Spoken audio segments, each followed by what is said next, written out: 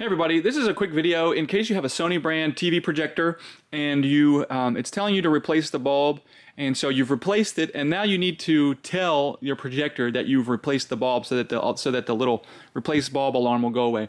So it's pretty simple. First of all, obviously you're going to replace your bulb, but once you've got a new bulb in there and you want to just turn off, reset the timer for the next alarm for when to replace the bulb, we're going to do that straight from the main menu here. So we're on our controller, we're going to hit menu.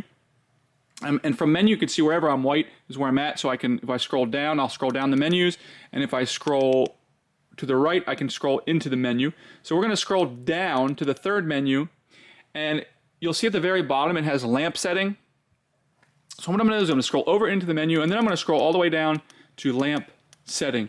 Once I get, I'm going to open lamp. So I'm going to hit OK for the lamp setting. And you'll see settings for lamp replacement. Has the projection lamp been replaced? So I didn't actually just replace it, so I'm not going to say yes, but then you would just say, if you click yes here, then it will remove the alarm and reset the timer for the lamp replacement.